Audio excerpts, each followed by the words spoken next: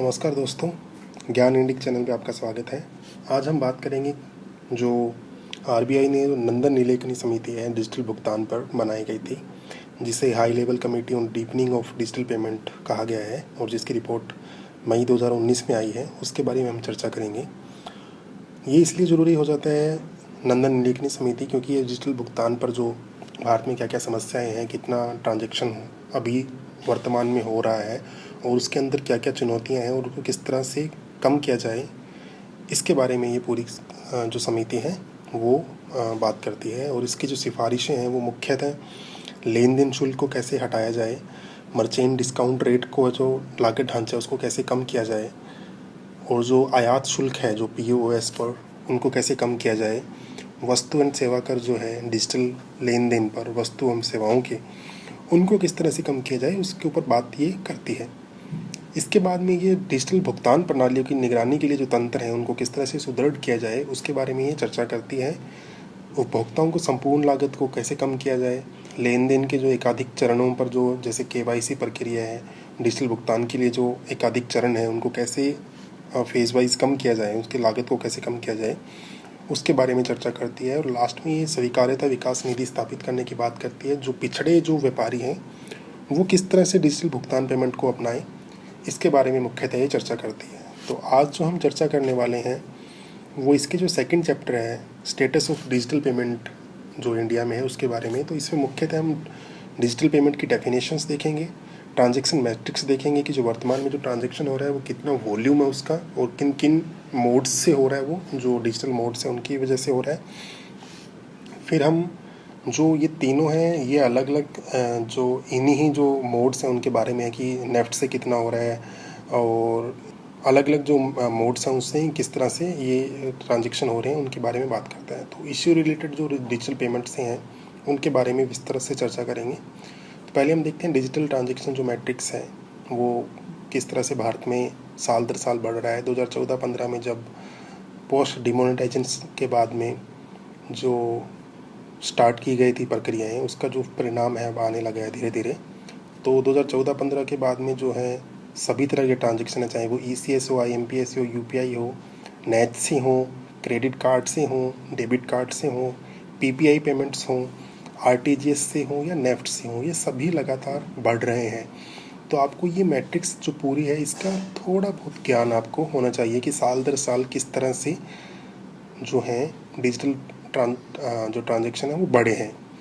ताकि आप इसको पूरी मैट्रिक्स को आप अपने मेंस के जो पेपर हैं उसमें आंसर राइटिंग में आप कर पाएँ। डिजिटल ट्रांजैक्शन की जो डेफिनेशंस जो दी है समिति ने उसमें ये बताया गया है कि जो कैश जो ट्रांजैक्शन है वो सिर्फ एक एटलीस्ट जो पूरी प्रक्रिया में एटलीस्ट एक बार भी अगर हो वो पूरी प्रक्रिया में, तो भी उसे हम डिजिटल ट्रांजैक्शन बोलेंगे। और जो ट्रांजैक्शन है ये डिजिटल या इलेक्ट्रॉनिक्स मोड से होना चाहिए और ये ओरिजिनेटर या बेनिफिशरी जो है या तो पैसे भेजें या रिसीव करें डिजिटल इलेक्ट्रॉनिक्स मीडियम से, इसलिए इसे डिजिटल ट्रांजैक्शन बोला जाएगा। पोस्ट डिमोनेटाइजेशन के बाद में जो है मिटी जो है ministry of electronic and information technology ने जो है भारत सरकार ने इसको नोडल एजेंसी बनाया था डिजी धन मिशन के लिए, ताकि ये डिजिटल जो पेमेंट्स हैं जो ट्रांजैक्शंस हैं उनको डिजी धन डैशबोर्ड के ज़रिए जो है वो इनका पब्लिकेशन कर सके डिजी धन मिशन के अंदर कि किस तरह से पेमेंट्स हो रहे हैं भारत में, किन किन मोड से, जैसे RTGS है, नेफ्ट है, NACH है। NACH आपको पता होना चाहिए कि क्या है, IMPS है, भीम UPI है, भीम आधार है, NETC और AEPS के बारे में आपको पता होना चाहिए। तो ये पूरे के पूरे ट्रांजैक्शंस जो किस मोड से हो रहे हैं वो डिजिटल डैशबोर्ड में के थ्रू जो है डिजिटल मिशन के अंदर बताए जाते हैं। इनका एक पब्लिकेशन किया जाता है मिटी के द्वारा, जो एक नोडल एजेंसी है। तो जो कमेटी ने जो यहाँ पे रिकमेंडेशन की है कि और किस तरह से बेहतर किया जाए इस पूरे कलेक्शन ऑफ डाटा को, जो है वो RBI को क्या करना चाहिए कि कंप्लीट इन्फॉर्मेशन जो है डिजिटल पेमेंट की डाटा का वो सेट बनाना चाहिए, ताकि एक्यूरेट और बेटर ट्रैकिंग हो सके डाटा की। और हो सके तो इसमें जो अनरेगुलेटेड सोर्स है उनको भी जोड़ा जाना चाहिए जहाँ तक हो सके। इसकी बात समिति ने की है। RBI को जो है जो पेमेंट जो है वो मोबाइल बैंकिंग और इंटरनेट बैंकिंग के अलावा जो है स्प्लिट या इंटर बैंक और इंट्रा बैंक ट्रांजेक्शन है उसमें जो इंटर बैंक और इंट्रा बैंक ट्रांजेक्शन उसमें बदल के भी डाटा दिखाया जाना चाहिए, ताकि एक पूरा जो ट्रैकिंग है डाटा की वो हो सके और एक एक्यूरेट अपने को डाटा मिल सके। इश्यू जो रिलेटेड बताए हैं डिजिटल पेमेंट से, उसमें 2 तरह के इशू बताए हैं, क्रॉस बॉर्डर रेमिटेंस के और आरआरबी और कोऑपरेटिव बैंक के जो इशू बताए हैं कमेटी ने। तो पहले में बताया है कि जो बॉर्डर रेमिटेंस हैं उनकी कॉस्ट बहुत ज़्यादा है, हाई कॉस्ट है उनकी बॉर्डर रेमिटेंस को पाने के लिए। इनको जो है रियल टाइम पेमेंट्स में जैसे यूपीआई है उनके द्वारा इनको एड्रेस करना चाहिए, ताकि इनकी जो कॉस्ट है उसमें कमी आ सके और डिजिटल भुगतान है वो बढ़ सके।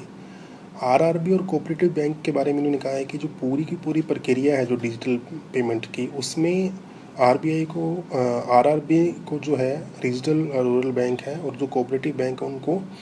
इस प्रक्रिया में कहीं ना कहीं पीछे छोड़ दिया गया है। तो उनको साथ में लाने की ज़रूरत है ताकि वो रूरल पॉपुलेशन है, क्योंकि आपको पता है कि गाँवों में आरआरबी की और कोऑपरेटिव बैंक्स की ज़्यादा शाखाएँ होती हैं, तो रूरल पॉपुलेशन जो है वो भीम यूपीआई प्लेटफॉर्म या अदर जो प्लेटफॉर्म है उनसे जो है डिजिटल पेमेंट का ट्रांजैक्शन ज़्यादा से ज़्यादा कर पाए। कमेटी ने आगे बताया है कि जो आरआरबी और कोऑपरेटिव बैंकिंग की जो मोबाइल बैंकिंग से जो है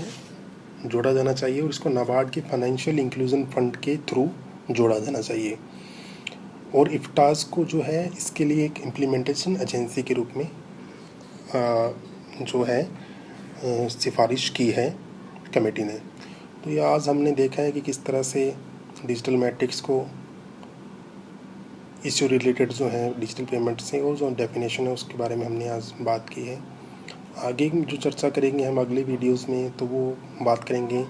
फाइनेंशियल इंक्लूजन के बारे में कि किस तरह से फाइनेंशियल इंक्लूजन ओवरऑल है इंडिया में, क्या क्या उनकी पॉसिबल सिचुएशन है, इशू क्या है, रिकमेंडेशन जो कमेटी ने सुझाई है उसके बारे में बात करेंगे। इनेबलर क्या होने चाहिए डिजिटल पेमेंट्स में उसके बारे में हम बात करेंगे। कस्टमर्स को कॉन्फिडेंस में लाने के लिए जो है उसकी हम बात करेंगे। मेन जो बात करेंगे वो safety and security digital payments की है कि फ्रॉड मैनेजमेंट कैसा होना चाहिए, सिक्योरिटी पेमेंट सिस्टम कैसा होना चाहिए। रेगुलेटरी स्टांस के बारे में बात करेंगे कि रिस्क बेस्ड रेगुलेशन और जो बाकी जो सारी चीज़ें हैं इनोवेशन के ज़रिए, डाटा के ज़रिए किस तरह से रेगुलेट किया जा सके, इसको मिड टर्म जो स्ट्रेटजी है डिजिटल पेमेंट की उसके बारे में भी हम चर्चा करेंगे। तो दोस्तों, ज्ञान इंडिक चैनल को आप सब्सक्राइब कीजिए और वीडियो को लाइक कीजिए।